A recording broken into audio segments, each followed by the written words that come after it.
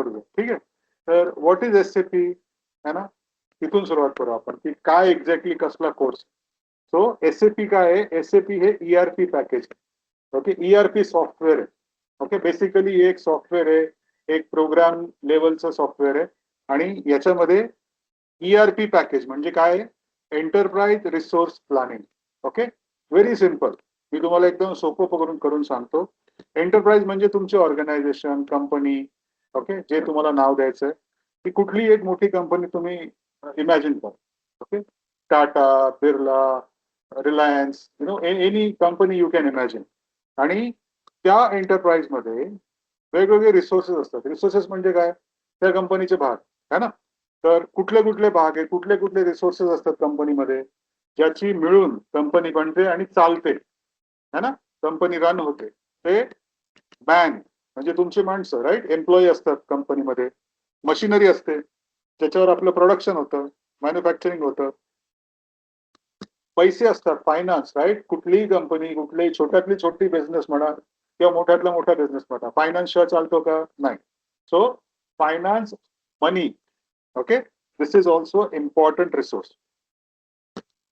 Marketing, जसं आता तुम्ही सगळे एमबीए मार्केटिंग केलेले विद्यार्थी आहात तुम्ही एमबीए मार्केटिंगचे, तसंच कंपनीमध्ये पण काही आपल्याला बनवायचंय तर बनवून आपण आपल्याकडे ठेवत नाही, राईट. आपल्याला ते विकायचंय, त्याचं मार्केटिंग करायचंय, सेल करायचं आहे. So that is also one of the resource. आणि रॉ मटेरियल, राईट, आपल्याला काही मॅन्युफॅक्चर करायचं तर आपल्याला रॉ मटेरियल लागतं. सो हे जे आहेत है ना, किती एम, 1 2 3 4 एम है ना, 4-5 एम्स.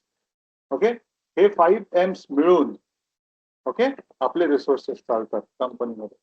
ओके, अजून पण आहे, पण बेसिकली या गोष्टी आहेत ज्याच्याने आपली एंटरप्राइज चालते. तर ईआरपी मध्ये काय होत आहे, ईआरपी मध्ये आपल्याला हे रिसोर्सेस प्लॅन करायचे.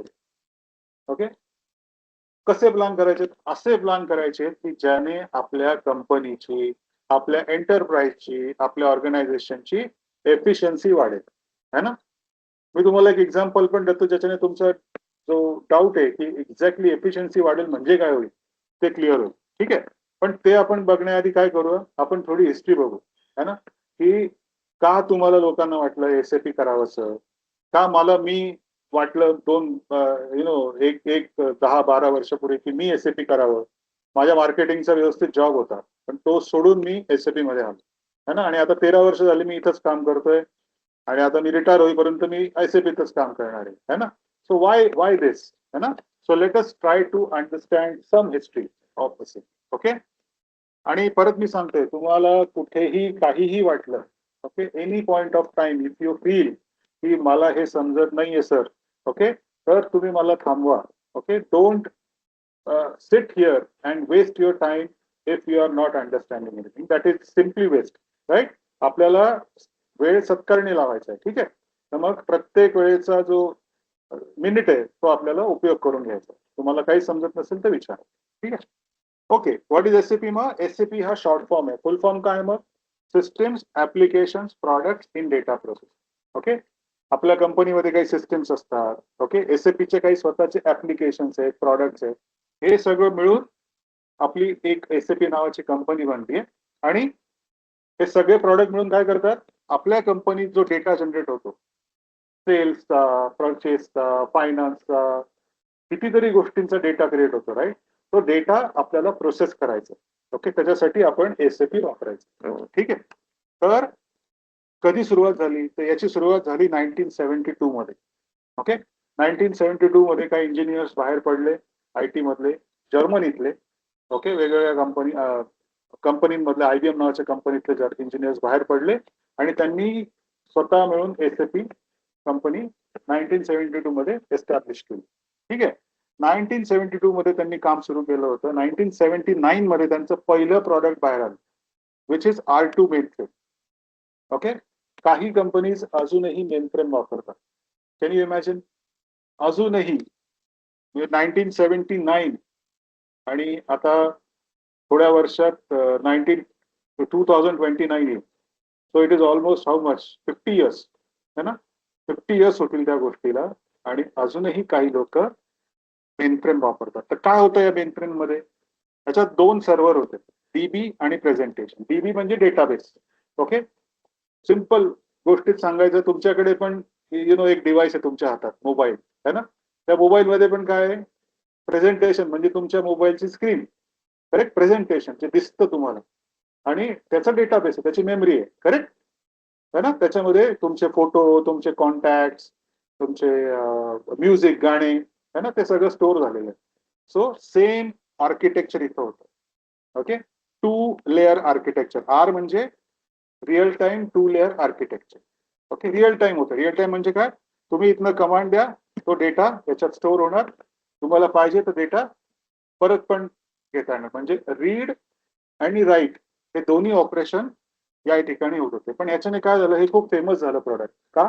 कारण याच्यामध्ये ज्या गोष्टी मॅन्युअली वहीमध्ये, रजिस्टरमध्ये मेंटेन करायला लागायच्या, ते बंद झालं है ना. त्या गोष्टी आता कम्प्युटराइज्ड डेटाबेस मध्ये स्टोअर होऊ लागले. त्यामुळे it became a hit. Okay, then in 1992 SAP पुढचं प्रॉडक्ट घेऊन आलं. कुठलं प्रॉडक्ट? R3. ओके, 3 म्हणजे काय, आता real time 3 level architecture. Okay, मग आता याच्यात डेटाबेस आणि प्रेझेंटेशन सर्व्हर तर होताच, हो ना. आता काय झालं, आता ऍप्लिकेशन सर्व्हर ऍड झालं. ओके, आणि अजून एक फरक काय पडला हे बघा. पूर्वी जे आपलं मेन फ्रेम होतं ना, ते असं चालायचं, म्हणजे अशी स्क्रीन, तुम्ही इथं कमांड द्यायची, मग ते खाली एक्झिक्यूट होणार है ना, म्हणजे जुन्या बटनाच्या नोकिया सारख्या मोबाईल सारखं. ओके, पण ह्याच्यात काय केलं, ह्याच्यात GUI म्हणजे graphical user interface. So if you see, I will just try to show you graphical. हे बघा, इथे लिहिलं बघा, GUI, graphical user interface. Okay, मी जस्ट क्लिक करून दाखवतो, आपल्याला या सर्व्हरचा ऍक्सेस नाहीये, but we will get idea. हे बघा, असं ग्राफिकल म्हणजे मला दिसतंय, माझा कर्सर मी फिरू शकतो, ग्राफिकली पाहिजे तिथं वर खाली नेऊ शकतो. So user name, password, so it is like a smart mobile, right, smartphone. तुम्ही पाहिजे तिथं तुमचा डेटा एंटर करू शकता. So this was introduced in 1992. Okay, so BB presentation आणि application server is like a brain of your computer, brain of your system है ना. नुसतं रीड राईट ऑपरेशन का, बाकीच्या पण काही गोष्टी, समजा डेटा मॉडिफाय करायचा आहे, डेटा एन्हान्स करायचा आहे, त्याचं प्रेझेंटेशन एन्हान्स करायचं आहे, काही डेटा मॅन्युप्युलेट करायचा आहे, कमी जास्त बेरीज, वजाबाकी, सबट्रॅक्शन, ऍडिशन, डिव्हिजन, मल्टिप्लिकेशन, असं काही ऑपरेशन करायचे आहेत, तर त्या गोष्टी याच्यात पॉसिबल नव्हत्या, पण याच्यात त्या ऍप्लिकेशन तुमचे वाढल्यामुळे होऊ लागले, आणि this became a very popular product. Okay, या प्रॉडक्ट सोबत एसएपीने काही सेपरेट प्रॉडक्ट पण इंट्रोड्यूस केले. CRM, SRM है ना. CRM म्हणजे काय, कस्टमर रिलेशनशिप मॅनेजमेंट. SRM म्हणजे काय, सप्लायर रिलेशनशिप मॅनेजमेंट है ना. परत बघा, आपण याच्या होतीच फिरतोय है ना. आपल्याला एंटरप्राइज चालवायची तर आपल्याला रॉ मटेरियल लागतं है ना. रॉ मटेरियल कुठून मिळतं, सप्लायर कडून, करेक्ट. आपले वेंडर्स असतात, सप्लायर्स असतात, जे आपल्याला रॉ मटेरियल विकतात. ओके, मग आपण त्याच्यावर प्रोसेस करतो आपल्या मशिनरीमध्ये. जसं कार बनवायची असेल तर आपल्याला पत्रा लागेल, राईट. तर पत्रा म्हणजे काय, रॉ मटेरियल. ते कुठून मिळणार, जे पत्रा बनवतात, जे स्टील मॅन्युफॅक्चरिंग, टाटा स्टील है ना. टाटा मोटर्स जे आहे ते स्टील कोणाकडनं घेतं, टाटा स्टील कडून घेतं. मग टाटा स्टील कोण झाला, सप्लायर. तर त्या सप्लायरचा सगळा जो डेटा मेंटेन करायचा आहे तो झाला SRM, सप्लायर रिलेशनशिप मॅनेजमेंट. टाटाने पत्रा घेतला, बाकीचे कंपोनेंट्स घेतले, स्टिअरिंग, ग्लास, इंजिन, सगळं घेतलं, असेंबल केलं आणि एक कार बनवली. ती कार त्यांनी त्यांच्या डीलरला विकली. त्यांचा डीलर कोण झाला, त्यांचा कस्टमर. तर त्याचा डेटा मेंटेन करायला CRM, कस्टमर रिलेशनशिप मॅनेजमेंट, असे सेपरेट प्रॉडक्ट बनवले. ओके, पण हे प्रॉडक्ट याच्यासोबत कनेक्टेड नव्हते, ते सेपरेट होते. ओके, पण मग एखाद्याला जर हे वापरायचंय आणि हेही वापरायचंय तर मग काय करता येईल, त्याला दोन दोन प्रॉडक्ट घ्यायला लागतील ना.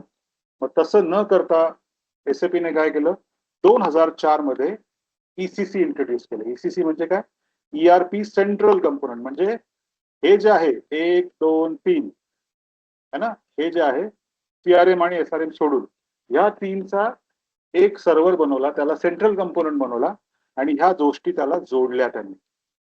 ओके, आणि एक फुल फ्लेज प्रॉडक्ट तयार झालं. ECC with CRF, ECC with SRF. तुम्हाला पाहिजे तर तुम्ही सेपरेट घ्या, फक्त ईसीसी घ्या किंवा एकत्र घ्या, पण तुम्हाला वेगवेगळे सर्व्हर घ्यायची गरज नव्हती. ओके, आणि यू वोंट बिलीव्ह ईसीसी अजूनही चालू आहे. मेनफ्रेम पण अजून काही कंपन्यांमध्ये आहे, मोजक्या कंपन्यांमध्ये, पण ईसीसी तर वर्ल्ड वाईड बऱ्याच कंपन्यांमध्ये अजूनही चालू आहे. मी सुद्धा जेव्हा एसएपी मध्ये यायला म्हणजे 2013 ची गोष्ट करतोय मी, तेव्हा ईसीसी मध्ये सुरुवात केली. ईसीसी मध्येच मी शिकलो आणि त्याच्यानंतर मग मी हळूहळू पुढच्या गोष्टी, नव्या नव्या गोष्टी शिकत गेलो. पण माझी सुरुवात ही ईसीसी नेच झाली होती. Okay, fine. ईसीसी अजूनही चालू आहे मी म्हटलं त्याप्रमाणे. आणि आता एसएपी ने काय केलंय, जे लोक ईसीसी वर आहेत, जे त्यांचे कस्टमर ईसीसी वापरतात, त्यांना त्यांनी 2027 पर्यंतची डेडलाईन दिली की तुम्ही 2027 पर्यंत तुमचं ईसीसी सोडा, बंद करा किंवा कन्व्हर्ट करा आणि शिफ्ट व्हा. कशावर? S4 हाना. ओके, S4 हाना. आता तुम्ही म्हणाल की सर इथं 2 होतं, इथं 3 होतं, इथं 4 झालंय. आता म्हणजे 4 लेअर आलेत का? तर नाही, अजूनही 3च लेअर आहे आणि ते पुरेसे आहेत. Okay, database, application, presentation, 3 layer पुरेसे आहेत. मग या 4चा अर्थ काय? तर 4 म्हणजे काय? इंग्लिश मधला फॉर आहे. आपण म्हणतो ना बी फॉर यू, तर ते 4 असतं, ते फॉर असतं. ठीक आहे, सो तो 4 म्हणजे हा 4 आहे, FOR. ओके, हाना हा डेटाबेस आहे आणि एस म्हणजे काय? System, sweet. Okay, so SAP system, SAP sweet for हाना, असं त्याचं नाव आहे. ओके, आपण हे डिटेलमध्ये बघूया. हाना हा डेटाबेस आहे. ओके, या डेटाबेसचं नाव आता त्यांनी हाना ठेवलं. हाना असं का नाव ठेवलं? त्यांना मराठीत हानाचा अर्थ वेगळा होतो, पण इथं तसा नाही. हाना हा शॉर्ट फॉर्म आहे. कसला? High performance analytical appliance. Okay, म्हणजे हा हाय परफॉर्मन्स आहे, नुसता डेटाबेस नाहीये. अनालिटिकल अप्लायन्स म्हणजे तो डेटाबेस स्वतः काही गोष्टींचा अनालिसिस करू शकतो आणि त्याच्या लेवलला, म्हणजे ऍप्लिकेशन लेअरची गरज न पडता त्याच्या लेवललाच काही गोष्टी, छोटे छोटे ऑपरेशन त्याच्या लेवललाच तो करून टाकतो. Data manipulation, data separation, okay, data positioning, हे सगळ्या गोष्टी तो त्याच्या लेवललाच करून टाकतो. ओके, आपण पुढे जाऊ तसं हे बघूया. पण याच्यावर शिफ्ट व्हा असं एसएपी ने सांगितलं आहे पुढच्या वर्षीच्या डिसेंबर पर्यंत. ओके, आणि म्हणून आपल्याला S4 हाना शिकणं गरजेचं आहे. ओके, पण विदाउट ईसीसी नाही, कारण ईसीसी हा त्याचा बेस आहे है ना, आपल्याला हे शिकणं गरजेचं आहे. तर ही हिस्ट्री होती त्याची. 2015 मध्ये S4 हाना इंट्रोड्यूस झालं. ओके, हे बघा 2004 ते 2015. ओके, मध्ये पण डेव्हलपमेंट झालं. ओके, हा हाना डेटाबेस त्यांनी त्या मधल्या पिरियड मध्येच बनवला, 11 वर्षाच्या. आणि 2015 मध्ये मग सुरुवात केली त्यांनी त्यांचं सिस्टीम बनवायला. ओके, आणि मग 2015चा सप्टेंबर है ना, त्याच्यामध्ये त्यांनी पहिलं व्हर्जन, 2016चा सप्टेंबर पुढचं व्हर्जन, 2017चा सप्टेंबर पुढचं व्हर्जन, असं करत करत आता लेटेस्ट व्हर्जन आहे 2025. ओके, सो असं हे अपग्रेड व्हर्जन करत करत करत ते आता 2025 पर्यंत आले. ओके, तर ही होती त्याची हिस्ट्री की आपण कुठं सुरुवात केली, एसएपी कुठून आलं, एसएपी म्हणजे काय, एसएपी का वापरतात, त्याच्याने काय होतं. ओके, आतापर्यंत जे मी बोललो त्याच्यात कोणाला काही डाऊट्स आहेत का की हे एफिशियंटली मॅनेज करायचंय, ईआरपीचं पॅकेज आहे म्हणजे काय, नक्की एफिशियन्सी म्हणजे काय है ना, त्याचा अर्थ काय? तर आपण एक सिंपल एक्झाम्पल बघू है ना, कारच एक्झाम्पल घेऊ. चला, समजा आपण टाटा मोटर्स मध्ये सगळेजण काम करतो है ना, तर टाटा मोटर्स मध्ये आपण काम करतो. आपल्याला R&D टीम कडनं, समजा तुम्ही, मी, राहुल समजा टाटा मोटर्स मध्ये R&D ला कामाला है ना. राहुलने काय सांगितलं की यार आपल्याला नवीन कार बनवायची आहे, R&D करायची आहे है ना. R&D म्हणजे काय? रिसर्च अँड डेव्हलपमेंट है ना, करून बघणे, प्रोटोटाईप बनवणे, हे त्यांचं काम असतं R&Dचं है ना. कुठलंही प्रॉडक्ट डायरेक्ट मार्केटमध्ये येत नाही, त्याचं आधी प्रोटोटाईप बनतं, हे कसं चालेल, त्याची एफिशियन्सी किती, सगळं सगळं चेक केलं जातं, मग ते मार्केटमध्ये येतं. मग याचा रिसर्च अँड डेव्हलपमेंट करण्यासाठी राहुलला पॉवर स्टिअरिंग पाहिजे है ना, की आपल्या कारमध्ये नवीन पॉवर स्टिअरिंग लावायचं आहे. ठीक आहे.